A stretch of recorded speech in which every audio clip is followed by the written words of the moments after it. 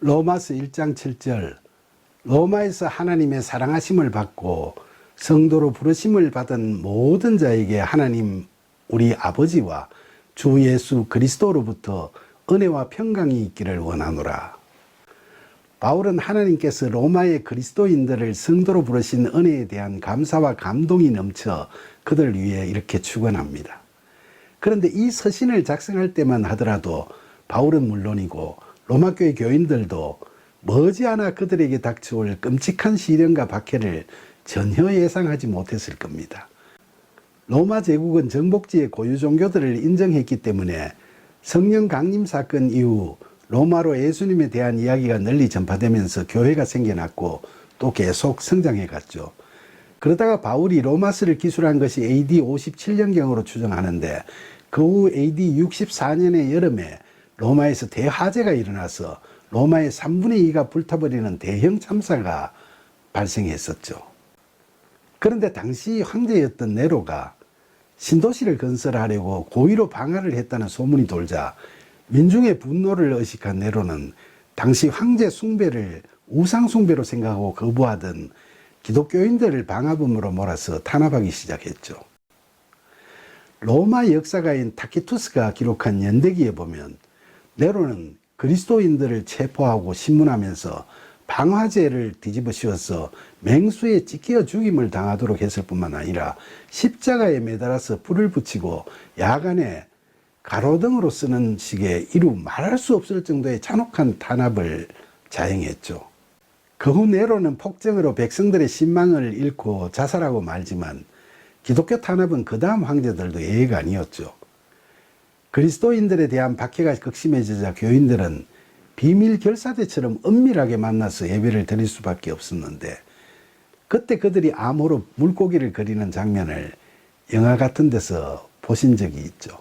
이 물고기는 헬라어로 익투스라고 하는데 이 단어는 이오타, 키, 세타, 윕실론, 시그마라는 5개의 알파벳으로 되어 있죠.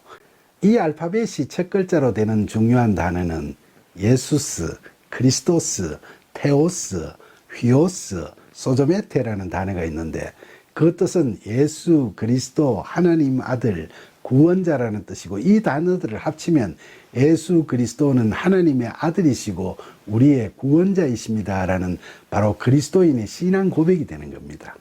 이처럼 물고기 그림을 암호처럼 그리면서 처음 보는 교인들은 서로 만남을 가졌고 그들을 추적하는 로마 군인들의 눈을 피해서 이곳저곳으로 옮겨 다니다가 마침내 그들은 지하 무덤인 카타콤베로 숨어 들어가서 은밀하지만 음산했던 그 지하 동굴에서 같이 예배를 드리고 수많은 신도들이 그곳에서 은신하면서 신앙생활뿐만 아니라 일상생활도 꾸려가게 됐죠. 로마에는 300여 개의 카타콤베가 있었는데 그 길이를 합치면 한 1000km 정도 되고 로마 시민들뿐만 아니라 그곳에서 살았던 수백만 명의 교인들의 시신이 그곳에 묻혀 있죠.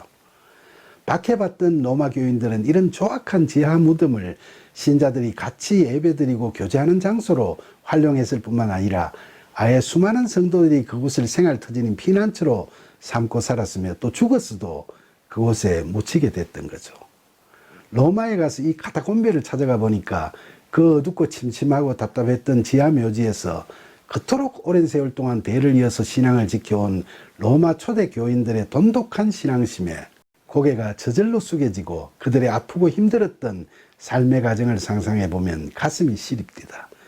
그러나 그 처참했던 상황에서도 그들이 신앙의 끈을 놓치지 않고 순종의 삶을 기쁜 마음으로 살아갈 수 있었던 것은 바로 바울이 본절에서 강구했던 하나님과 주 예수 그리스도로부터의 넘치는 은혜와 평강이 있었기 때문이 아니겠습니까? 그들은 바울이 그들에게 보냈던 이 로마서를 소중히 여기고 읽고 묵상하고 기도하면서 하나님 나라를 소망하고 믿음으로 구원받은 삶을 살아갔겠죠. 그래서 그런 그들의 믿음은 그 절망적인 지하 무덤 카타콤베에서도 무너지지 않았고 그들의 아들, 딸과 손자, 손녀로 대대로 이어지면서 굳센 신앙으로 지켜져 왔던 거죠. 카타콤베 지하 무덤에서 흔들리지 않고 꿋꿋이 신앙생활을 해왔던 로마 초대교회 성도들을 생각하면 내 영혼이 은총 입어 중환제짐 벗고 보니 슬픔 많은 이 세상도 천국으로 하하도다. 할렐루야 찬양하세. 내 모든 죄 사함 받고 주 예수와 동행하니 그 어디나 하늘나라라는 찬송가 가사가 저절로 엎조려지죠. 그들의 고난은 AD 300년이 넘어 기독교가 로마 제국으로부터 공인받게 되면서 지하에서 햇빛 비치는 땅 위로 올라오면서 기나긴 환란의 시간을 마감하게 되었고, 그 후 기독교가 국교로 자리매김함에 따라 그간의 고난이 변장하고 찾아온 축복으로 그 꽃을 피우게 됐습니다. 이처럼 찬란한 축복의 꽃을 피우는데 그 무엇보다 귀한 걸음이 된 것은 바로 바울이 그들에게 보내준 로마서 서신이었을 겁니다.